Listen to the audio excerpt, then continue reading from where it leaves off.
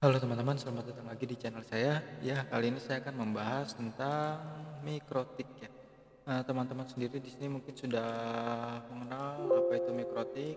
Nah, bagi teman-teman yang masih belum, saya akan menjelaskan secara singkatnya saja. Mikrotik merupakan sebuah vendor dari sebuah router ya. Jadi router ini digunakan untuk memanajemen suatu jaringan yang ada di suatu tempat tertentu ya. Jadi kita bisa membagi bandwidth ya kan, mengontrol traffic, terus kita bisa memanage user ya kan, dan masih banyak lagi ya. Perangkat jaringan ini merupakan yang paling penting kalau menurut saya. Jadi kita bisa mengatur sebuah lalu lintas jaringan secara stabil, terus kita bisa juga memprotek jaringan kita ini agar tidak bisa diserang atau exploit dari luar. Jadi perangkat ini mungkin sangat penting sekali untuk kebutuhan jaringan yang ada di tempat kita. Nah, mikrotik sendiri eh, merupakan perangkat router yang paling murah ya menurut saya. Soalnya kalau dilihat dari segi fungsi dan fitur itu sangat banyak sekali ya. Jadi kita bisa setting seperti firewall, routingan statik, routingan dinamik, BGP, OSPF, terus eBGP, terus ada juga settingan NTP server, terus ada juga uh, limitation atau QW, dan masih banyak lagi. Nah, di sini teman-teman yang ingin mau belajar, di sini ada 3 pilihan ya teman-teman. Pertama, teman-teman bisa membeli perangkatnya, beli perangkat mikrotik yang murah atau yang bekas ya, yang tidak mahal agar soalnya untuk belajar doang. Atau teman-teman juga bisa menginstal si mikrotik ini menggunakan mesin virtualisasi, ya kan. Jadi teman-teman tinggal download router OS-nya ya untuk belajar. Tapi untuk router OS itu karena belum ada lisensinya, jadi biasanya itu hanya aktif selama 24 jam atau 30 hari itu. Kurang ingat juga karena saya biasanya pakai perangkatnya langsung ya. Nah, di sini saya menggunakan router RB750 ya, teman-teman. Ini router bekas ya kan. Nah, di sini masih ada settingannya ya, settingan sebelumnya. Jadi sebelumnya kita coba reset dulu si mikrotiknya. Kita reset konfigurasinya dulu. Sistem reset. Yes.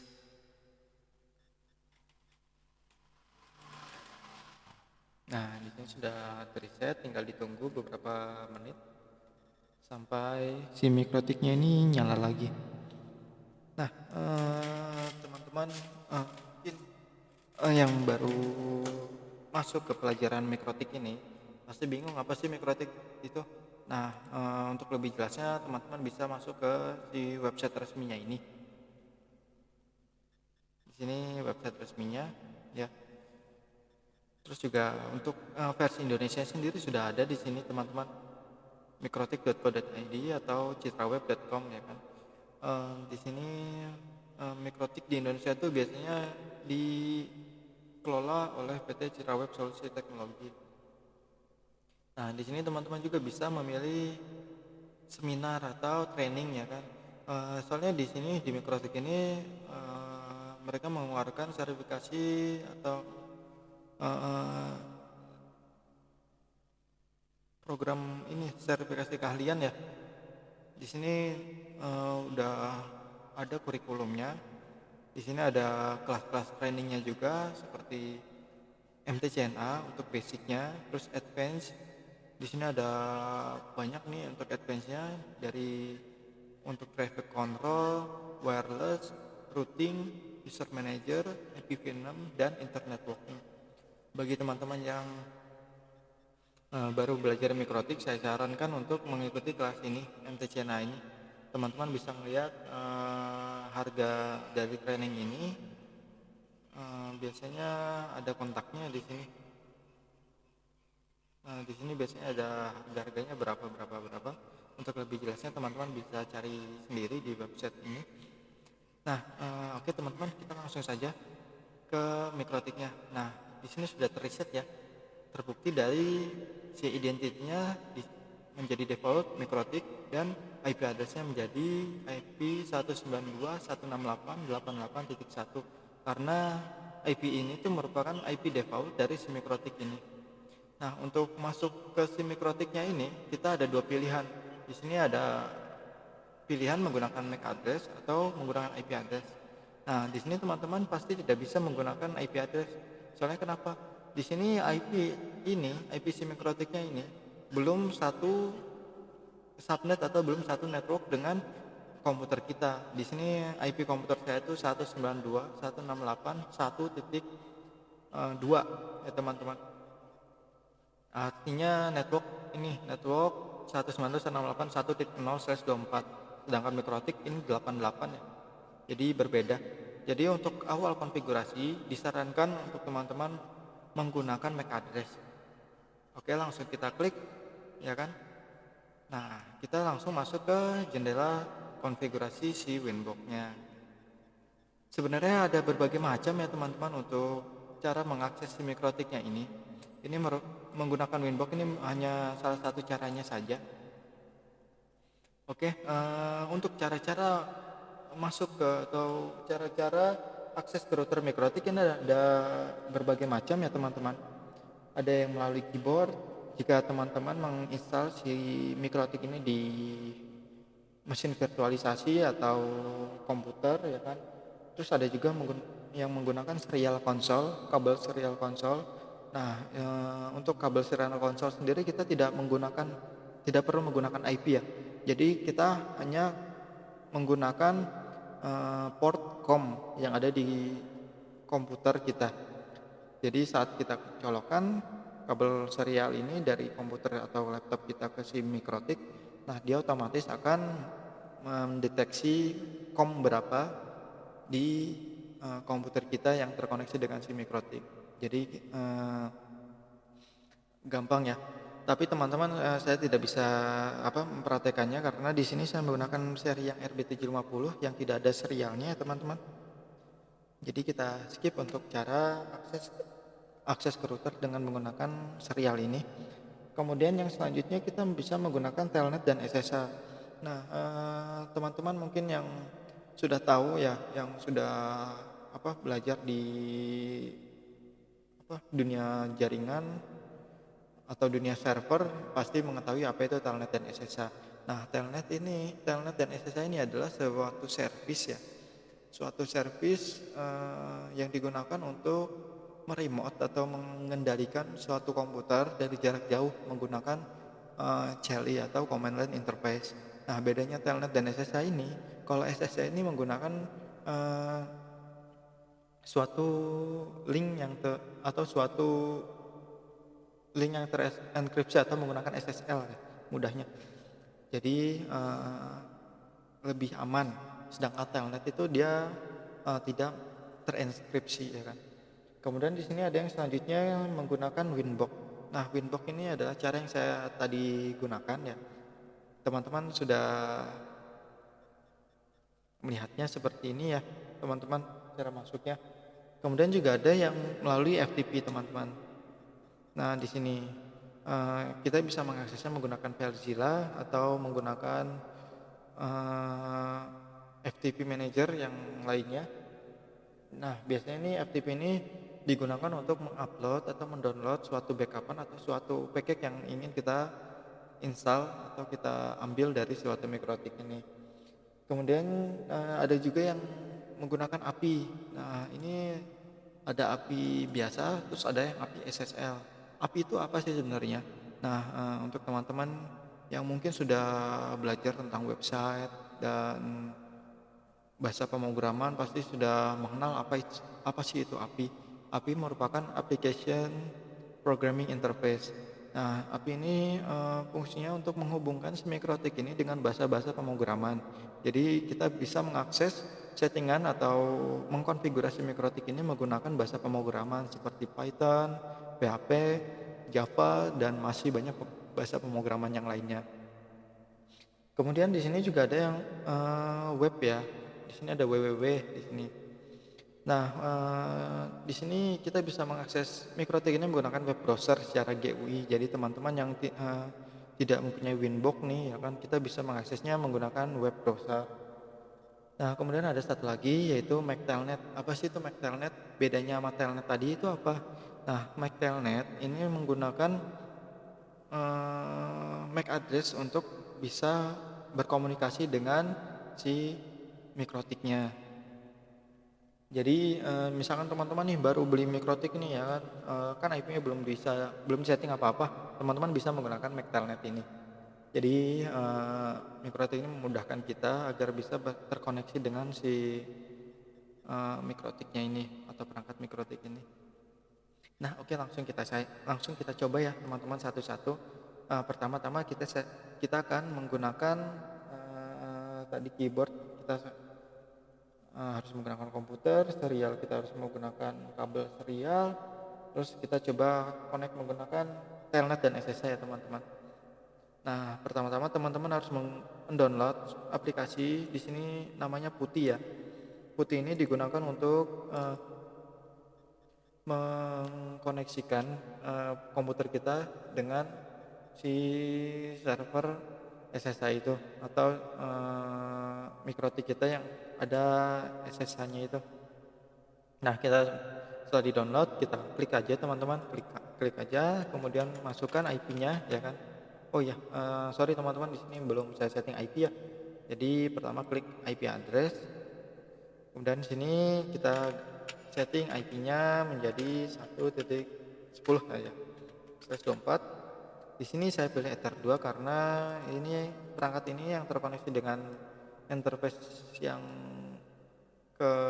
terhubung itu cuma Ether 2 saja, jadi harus Ether 2 ya teman-teman. Kalau di Ether 1 pasti nggak bisa. 1.10 ya. Oke, kita klik. Oke.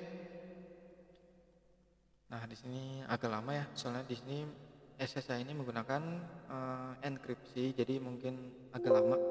Nah, nanti teman-teman akan muncul alert seperti ini. Nah, di sini kita klik yes aja ya. Klik yes aja. Ini kita masukkan usernya admin. Nah, di sini langsung terkoneksi ya teman-teman. Kita langsung bisa masuk ke mikrotiknya. Nah, yang kedua kita akan mencoba menggunakan si telnet. Oke, teman-teman langsung saja membuka si ini lagi, putihnya lagi ya.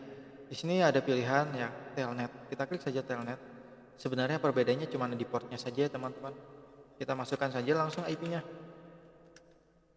Nah, di sini teman-teman langsung disuguhkan untuk masukkan usernya admin. Untuk passwordnya tadi masih kosong ya teman-teman. Nah, di sini langsung kita masuk ke si mikrotiknya. Nah, kemudian teman-teman kita bisa mengaksesnya tadi Winbox sudah, kemudian yang selanjutnya FTP ya teman-teman. Oke, langsung saja kita buka FileZilla. Nah, di sini saya menggunakan FileZilla untuk file FTP manajemennya ya. Kita klik FileZilla-nya. Nah, di sini ya teman-teman, kita tinggal masukkan si IP-nya. IP-nya 1.10, username-nya admin, passwordnya kosong ya. Di sini portnya jika port FTP-nya bukan 21, teman-teman silahkan mengisinya sesuai portnya. Tapi misalkan defaultnya 21, kita bisa langsung klik quick connect-nya saja. Oke, langsung. Nah, ini langsung masuk ke si mikrotiknya. Ya, teman-teman, coba kita masukkan atau kita create ya. Kita create sebuah file. Ini tes. Coba. Ini tes file. Nah, di sini ya teman-teman. Coba kita masuk ke di sini untuk mengakses directory di mikrotik, kita klik files ya teman-teman. Kita klik files. Nah, di sini kita coba cari tadi. Nah, ini sudah muncul ya. Ini test file. Jadi sukses ya teman-teman untuk FTP-nya ini. Nah, kemudian ada juga yang web ya teman-teman. Di sini web kita tinggal masukkan saja si IP si mikrotiknya ini 1.10. Nah, dia otomatis login karena user dan passwordnya masih belum disetting ya teman-teman. Nah, di sini langsung masuk teman-teman ke si routernya secara GUI ya. Dan teman-teman juga bisa men-settingnya di sini, kemudian eh, lihat yang lain-lain, IP service dan yang lain-lain di sini. Jadi gampang ya teman-teman. Kemudian yang satu lagi kita akan mencoba menggunakan ini ya, Mac Telnet ya teman-teman. Ya, pertama-tama kita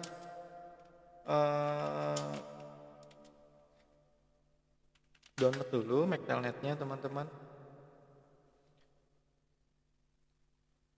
Di sini sebenarnya saya biasanya menggunakan ini ya teman-teman, Mac Telnetnya. Tapi teman-teman juga bisa menggunakan Mikrotiknya. Di sini Mikrotik menyediakan Mac Telnet ya. Di sini kita klik tools saja, tools, kemudian kita klik Telnet ya. Nah, di sini kita klik Mac Telnet nih. Ntar kita cari nih interface, nanti dia otomatis mendeteksi MAC address Mikrotik yang ada di sekitarnya. Nah, di sini kebaca MAC address ini ya. Kita coba kita klik Telnet. Nah, ini kita masukkan user admin, kita klik password trying-nya. Nah, ini disconnect. Kenapa disconnect? Karena ini masuk ke si interface yang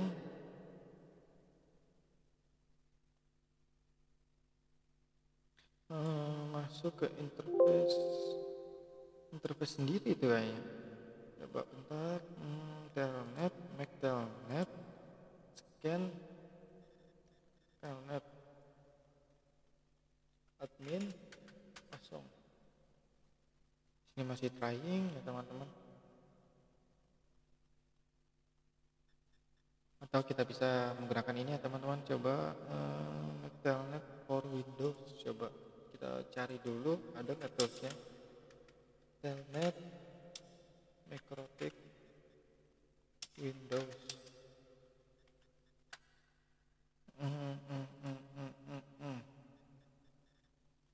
Kita coba cari ya teman-teman di sini. Nah ini ya, ternyata Netboard. Kita buka ya. Kita buka, kemudian kita klik Netboard ini. Nah, Netboard ini kita bisa mendetek MAC address Mikrotik yang ada di sekitar kita atau di jaringan kita ya.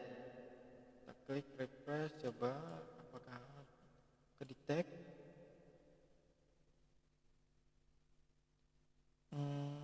Tidak terdetek ya teman-teman. Coba sebentar, saya coba unzip dulu ya. Sebentar, saya unzip ke misalkan ke D ya, D data ya, D data. Oke, kita coba buka Explorer dulu. Tadi saya coba cari di D data dan di sini Netboard. Ini bit address. Ban only use socket protocol. Sini private networknya juga di checklist allow. Nah, coba kita refresh. Harusnya muncul di sini teman-teman. Atau kita bisa juga ini ya, kita coba cari tahu nih MAC address-nya berapa dengan cara kita klik interface, di sini klik. Nah, di sini ada MAC address ya teman-teman. Kita copy ya, kemudian MAC Telnet tuh MAC Telnet tuh ke MAC address ini. Paste. Oke. Nah, teman-teman di sini ya teman-teman. Nah, itu baru kebaca itu teman-teman. Agak lama ternyata. Agak lama ya. Sebentar teman-teman.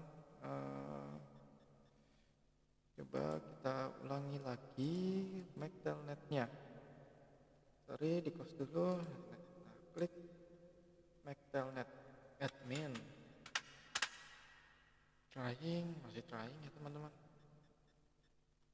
Nah, close ya.